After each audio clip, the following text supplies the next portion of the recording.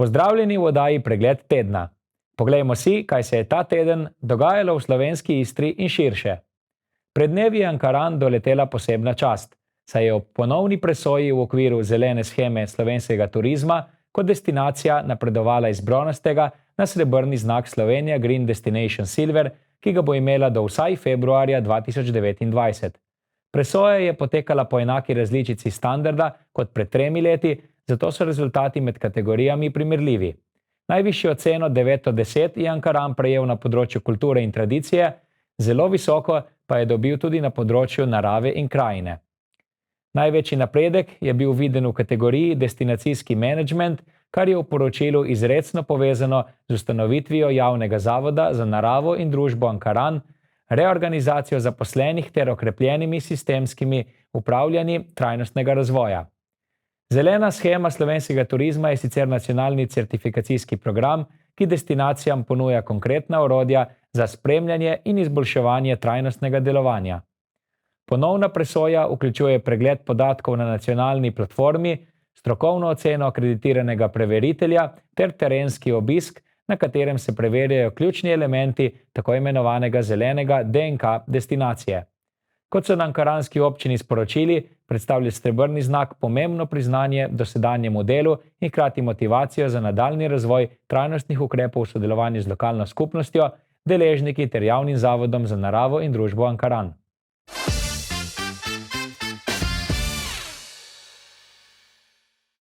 Rižanski vodovod Koper in družba Acegas Apps Amga sta potrdila sodelovanje na področju vodovodne oskrbe, ki je nastalo na podlagi pilotnega projekta iz leta 2023, zdaj pa sta podpisali nov sporazum o medsebojni čezmejni dobavi pitne vode v izrednih razmerah. To je pomemben korak k dolgoročni krepitvi varnosti, odpornosti in trajnostnega upravljanja vodnih virov na obmejnem območju med Slovenijo in Italijo. Od zadnjega dogovora med obema vodovodnima sistemoma je bila obstoječa čezmejna povezava Santa Barbara-Eleri v celoti obnovljena. Sredstva za poseg je zagotovila Vlada Republike Slovenije in predstavlja ključno infrastrukturno nadgradnjo za zagotavljanje zanesljive in tehnično ustrezne dvosmerne dobave pitne vode. Cilj sporazuma ni ustvarjanje dobička, marveč zagotoviti neprekinjeno oskrbo prebivalstva s pitno vodo v primeru izrednih dogodkov, kot so naravne nesreče, suše, tehnične okvare ali druge nepredvidene okoliščine, zaradi česar bi prišlo do pomanjkanja vode. Dobava se lahko aktivira v nujnih primerih, začasno ob predhodnem obvestilu ali do omejene letne količine z vnaprej določenimi količinami in pretokom. Za konec je župan mestne občine Koper Aleš Bržan dejal, da so vsi obstoječi vodni viri od reke Rižane do hrvaške Istre in Krasa povezani z določenimi tveganji, zato so dodatni viri še toliko bolj dragoceni.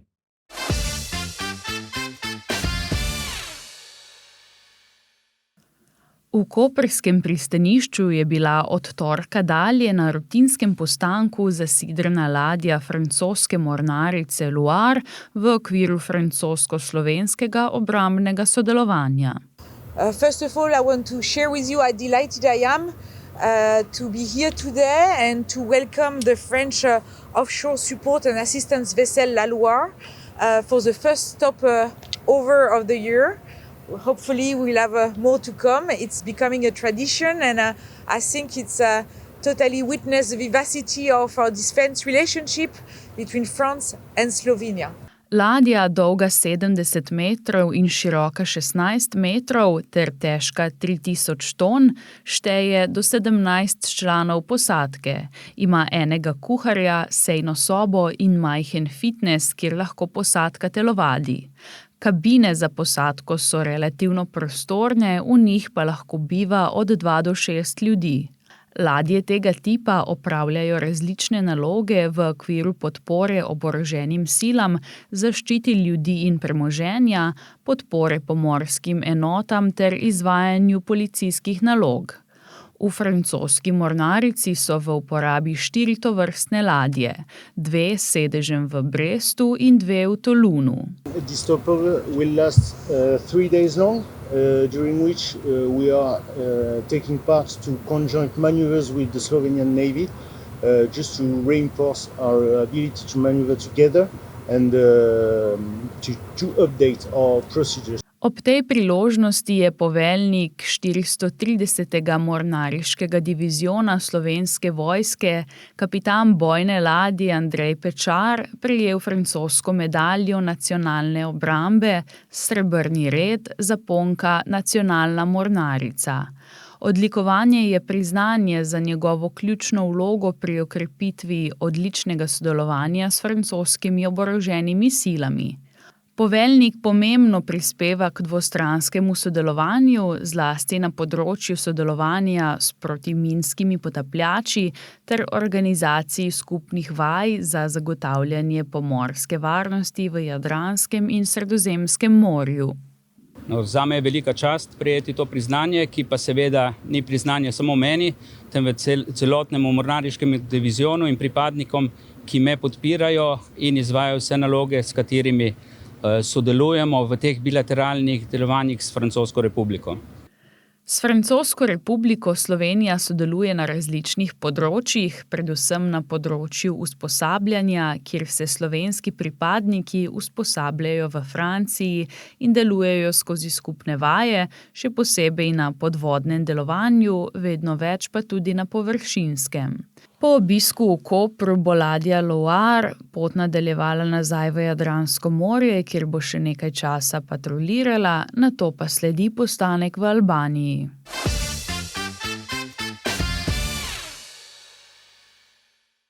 Minuli vikend je v Veroni potekal veliki oljkarski sejem Sol Expo, kjer je imela močan pridih tudi Slovenija. Na skupni stojnici se je namreč predstavilo kar 24 slovenskih oljkarjev. Na podelitvi najvišjih priznanj v tradicionalnem ocenjevanju Sol d'Oro so v kategoriji blagosadežnih oljčnih olj kot najboljšega izbrali oljkarja slovenske Istre Franca Morgana iz Grintovca pri Šmarjah, ki je tako osvojil šampionski naslov in priznanje Sol d'Oro. Priznanje za zvrst, kamor spadajo Maurino, istrska belica, buga, lečino in morajolo, mu je predal Marino Giorgetti, dolgoletni vodja veronskega mednarodnega panela. Izjemno visoko priznanje pa je v kategoriji mikropridelovalcev in absolutnih začetnikov prejel tudi Aleš Ažman iz Marezik. Nagrado je na sejmu prejela tudi oljarna Babič in sicer v najodmevnejši kategoriji srednje intenzivnih oljčnih olj. Omeniti velja, da je slovensko oljkarsko stroko in vrhunska oljčna olja na eni od delavnic v sklopu sejma predstavila tudi doktorica Milena Bučar-Miklavčič, ki sicer vodi nacionalni panel za ocenjevanje deviških oljčnih olj pri ISO ZRS Koper.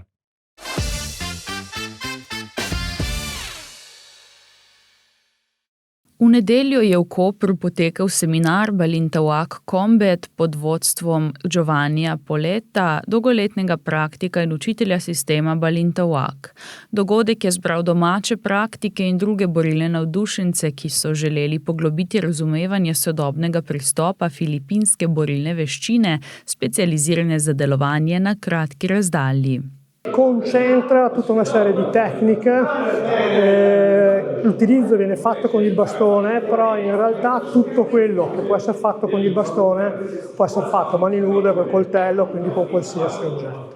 È un concentrato, se vogliamo così, a me piace definirlo così, non soltanto di tecniche e di sequenza, ma è un metodo che ti porta a combattere e a usare il corpo per combattere.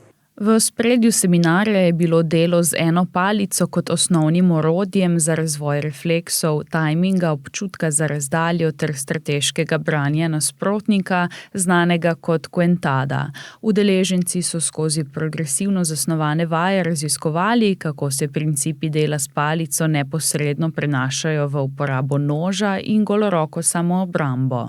Oggi abbiamo lavorato sui principi in realtà del Balintawak, che è la cosa fondamentale. Nel Balintawak, oltre all'aspetto tecnico, quindi con un programma tecnico ovviamente che bisogna portare avanti, c'è proprio un aspetto fondamentale che sono i principi che devono essere applicati. Se io imparo la tecnica fino a se stessa, sarà molto difficile che io riesca ad applicarlo in un contesto reale.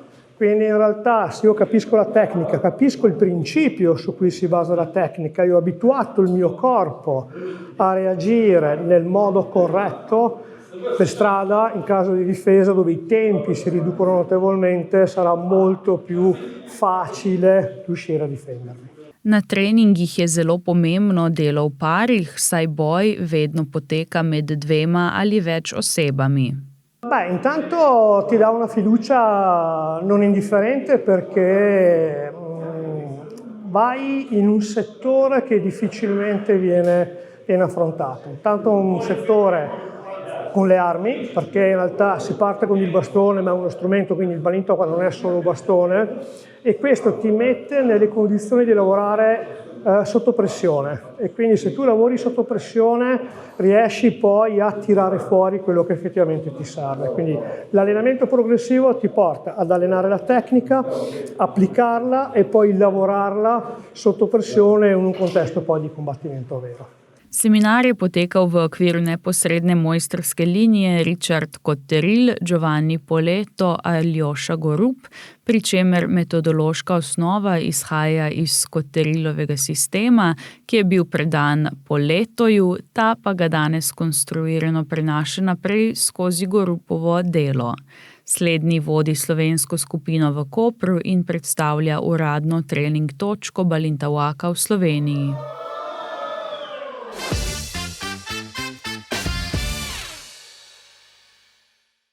Včeraj je v mali dvorani Kulturnega doma Izola potekal pogovor o kulturi z ministrico za kulturo Asto Vrečko. Pogovor je vodila novinarka Neva Zajc, sprva pa so spregovorili o decentralizaciji kulture.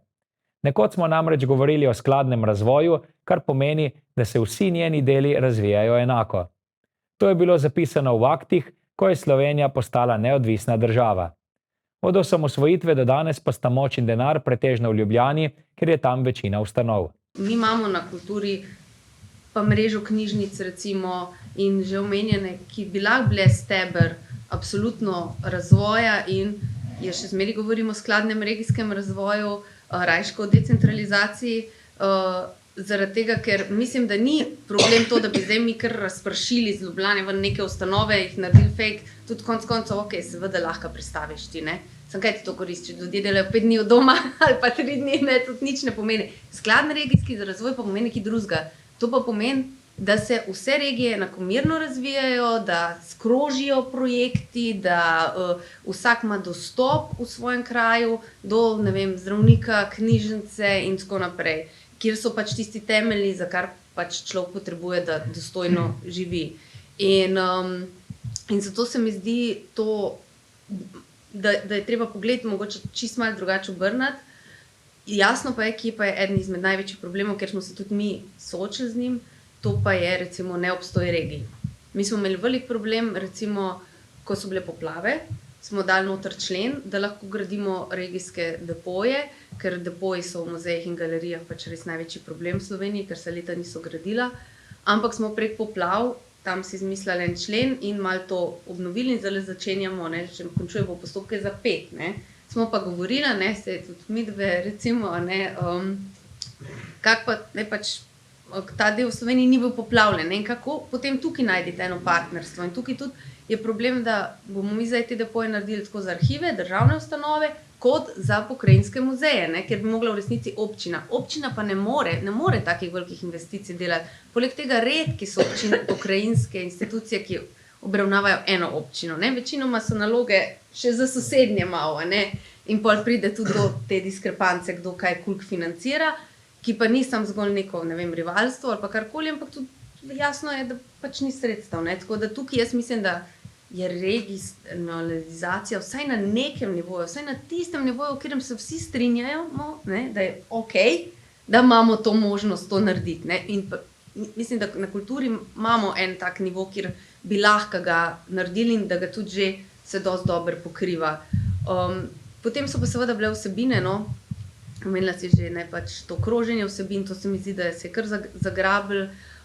Kulturno-umetnostna vzgoja, ki je tudi zelo pomembna, ne, tudi Koprska knjižnica je zdaj v enem tem ogromnem kohezijskem večmilijonskem projektu, ki pa ne bo služil samo tisti ustanovi, ampak gre za to, da bomo zdaj naredili, da bo do leta 2029 vsak osnovnošolec enkrat za 3 dni obiskal kulturno šolo, tako kot je bila šola v naravi, ne, bo zdaj kulturna šola.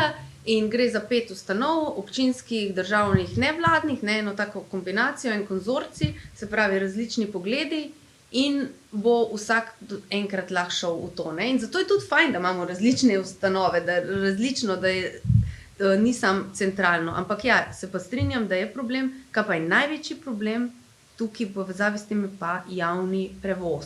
Stroški kulturnega življenja se povečujejo. Občine niso vse enako finančno zmožne in niso vse v enaki meri pripravljene podpreti kulture. Pojavlja pa se dobra novica za nekdanje filmske studije Vibe na Fornačah.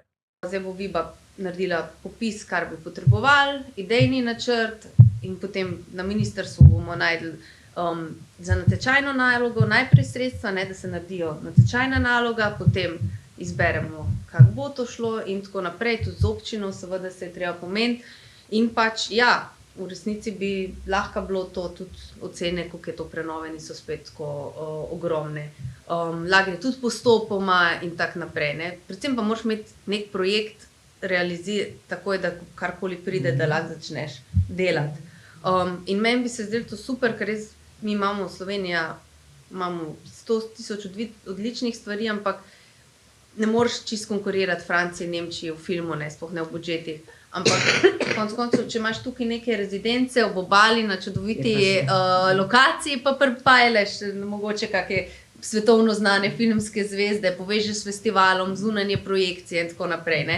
Mislim, obstaja potencial, ki ni vse sam v financah, ne, ampak mogoče bolj nekih inovativnih rešitev v povezovanju. No, to so nove priložnosti lahko. Ja, tovarno Mila bi lahko spet naredili.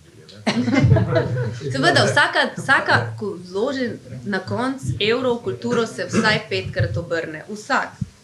In zato mora biti dediščina pač taka, da se upravlja, da ima vsebino za lokalno skupnost, čeprav se kdaj ustraši lokalne skupnosti. Mi smo zelo delali z občinami različnimi, da so prevzele. Vi nimate teh problemov, ampak recimo že v vzhodni Sloveniji, ko so čisto mečkene občine, pa imajo ogromne, ne vem, gradove ali karkoli za upravljati, ne, se ustrašijo, ne, veliko morajo dati sredstev.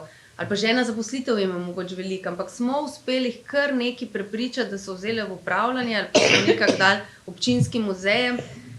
In pol to živi, ne, in pol to čez 1 let, 2 tudi se začne nazaj prenašati, ne. In pol pogledati tudi specifike, ne. Tako ste omenili, mi smo se veliko s Koprom pogovarjali, kako bi bilo recimo neke regijske stvari tukaj se dali narediti, ampak pač manjka zakonska podlaga in ta zakonska podlaga so regije. Ne. To je ključno. Spregovorili so tudi o zakonu o varovanju kulturne dediščine. Občine dediščino varujejo preko občinskih prostornih aktov. Po zakonu je arheološka dediščina lahko samo na tistem, kar je od države. Ne? In potem imamo primer z občinami, ki bi pač nekaj menil, zemljišče, ne, za neko drugo, prav tako za javno, da ne bo pomote, ne. Ampak mi ne smemo po zakonu, ne.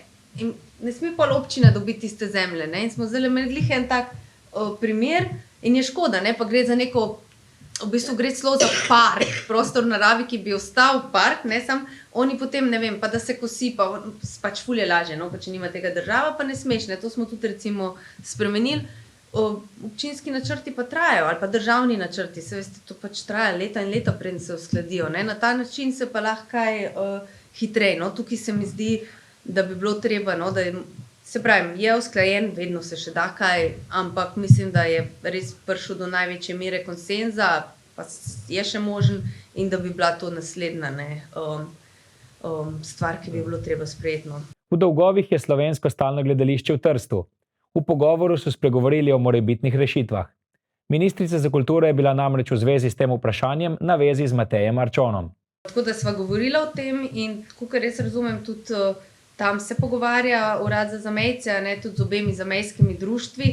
Absolutno pa ne sme država nič poseči, seveda tudi v odnose tam, kompleksne in tako naprej, da karkoli se naredi in jaz verjamem, da ne bo, mislim, ne bi razumela vlade oziroma ne sodelovala ali pa tudi kot državljanka ne bi zastopila tega, da bi to kakorkoli pustili propaditi in sem prepričana, da ne more to se zgoditi, no.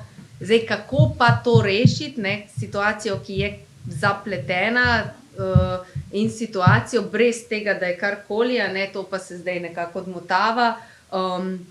Mi se pogovarjamo, na zamejstvu pa se še bolj konkretno, no, ker so tudi tisti, ki lahko mogoče mi financiramo, pa seveda programsko in vse to pa valjda gledališče, no. Pogovor se je zaključil z vprašanji poslušalcev.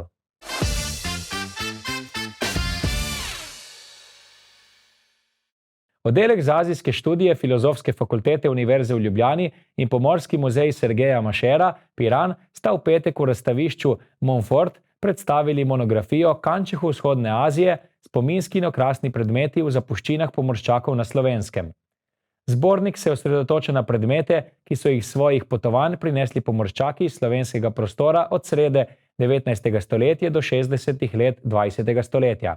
Naš muzej je dejansko prve predmete iz vzhodne Azije pridobil že leta 1954, se pravi še kot mestni muzej, takoj po ustanovitvi, potem s časoma s preoblikovanjem muzejev Pomorski muzej od različnih pomorščakov. Tako da pozneje je prihajalo predmetov kar nekaj v ta naš muzej iz vzhodne Azije, je pa bilo med temi predmeti največ fotografij in razglednic.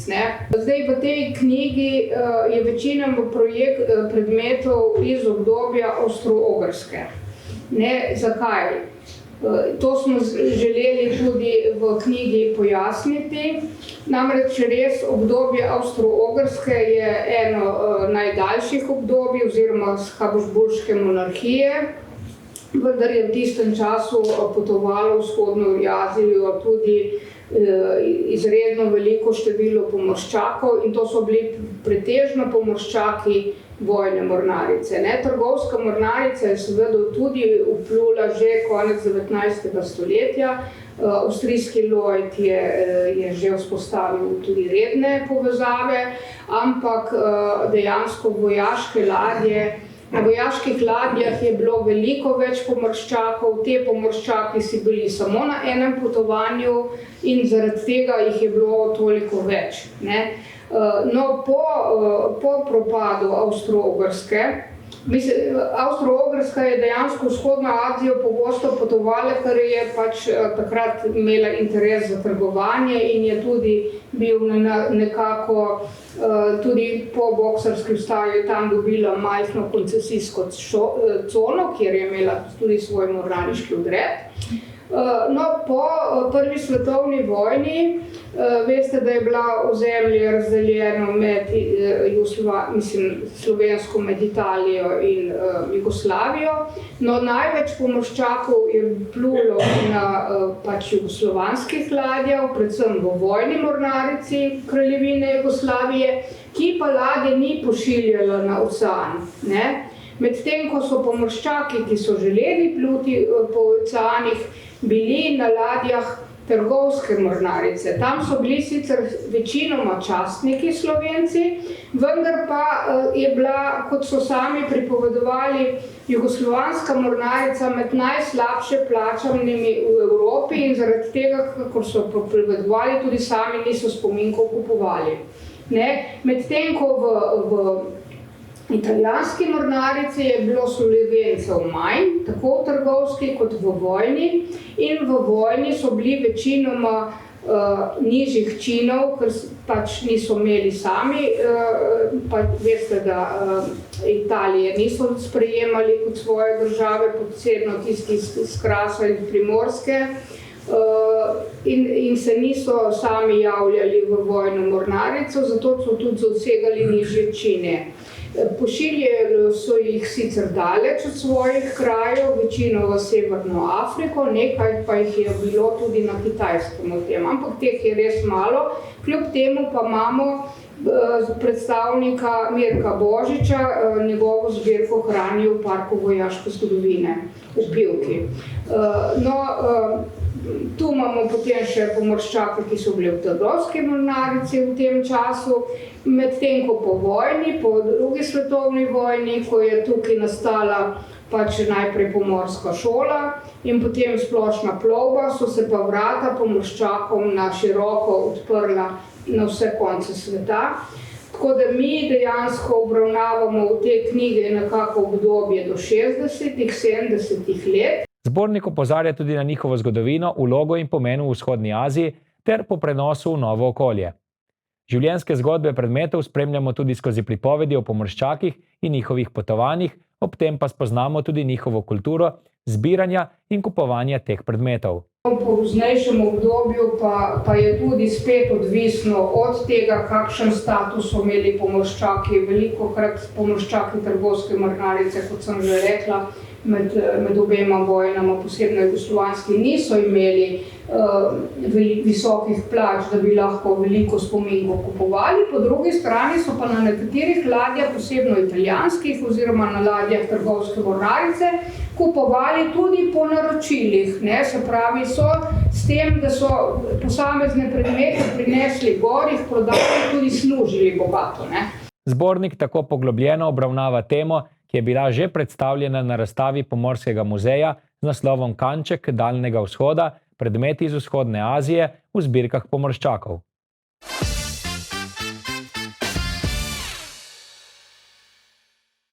Javno podjetje Okolje Piran d.o.o. je v torek začelo s prenovo portoroške zelene osi. Med cestiščema bo v času izvajanja del vzpostavljena delna zapora ceste Obala. Zaprt je tudi že prometni pas v smeri od Lucije proti Portorožu zaradi odstranitve in odvoza obstoječega rastlinja sredinskega pasu. Promet je tako začasno preusmerjen na pas, kjer so urejena parkirna mesta, zapora pa se skladno z napredkom del postopoma pomika od križišča pri teniškem stadionu proti središču Portoroža. Vse udeležence v prometu prosijo za strpnost, previdno vožnjo in upoštevanje začasne prometne signalizacije.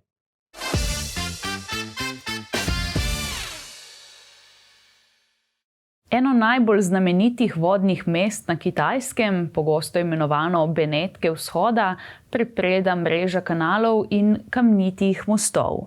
Med vožnjo po kanalih lokalni čolnarji pogosto demonstrirajo svojo spretnost tako, da z lesenih čolnov okretno preskakujejo na oboke nizkih kamnitih mostov in nazaj na plovilo, kar je postalo priljubljena atrakcija ter del folklornega prikaza življenja na vodi. Poglejmo.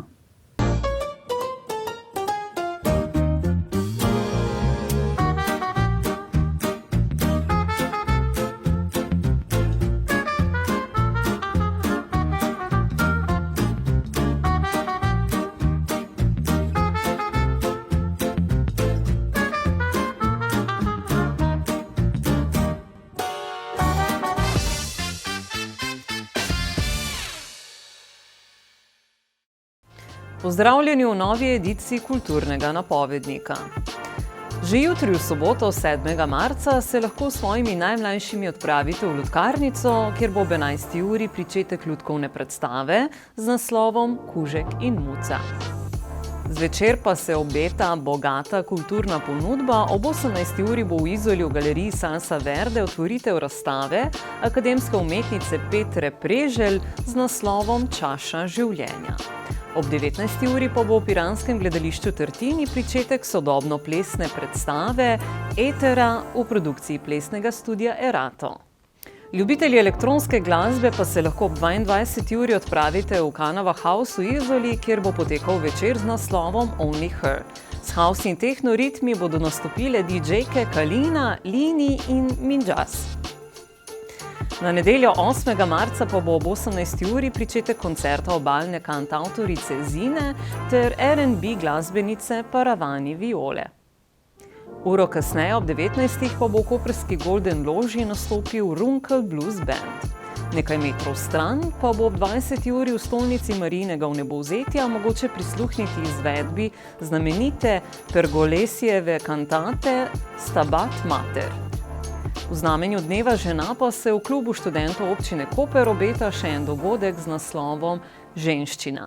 Tam bo predstavljen projekt Muze, v sklopu katerega bodo nastopile Lija Lovič, Ita Kora, Džo in Antare Sela. Na torkov večer 10. marca pa bo na Bržanovi domačiji v Smokvici ob 11. uri potekal literarni dogodek z naslovom Smokvica bere, kjer bo svojo zbirko kratkih zgodb Nedaleč stran predstavila psihologinja in pisateljica Tanja Špejs. Dan kasneje, na sredo 11. marca, pa se bo ob 18. uri v koprski mestni čitalnici odvil še en literarni večer, tokrat z Mirelo Baruca, ki bo predstavila svojo knjigo Štorje iz skrinje. Ob 19. uri pa bo v Auditoriju Portorož sledil nastop Združenega pihalnega orkestra Krasa in Brkinov. Predstavili se bodo s programom Grande. Na četrtek pa bo Pokrajinski muzej Koper ob 18. uri gostil okroglo mizo z naslovom O vlogi žensk arhitekt v Kopru. Na petek 13. pa sledita še dva glasbena dogodka. Namreč ob 19:30 bo Auditorij Portorož gostil koncert kvarteta Kristjane Polegri. Glasbeniki in ljubitelji glasbe pa se lahko odpravite tudi v klub študentov občine Koper, kjer bo potekala Jamka Jam Session, pričetek ob 20. uri. To je z naše strani vse, hvala za ogled in lep pozdrav do prihodnjič.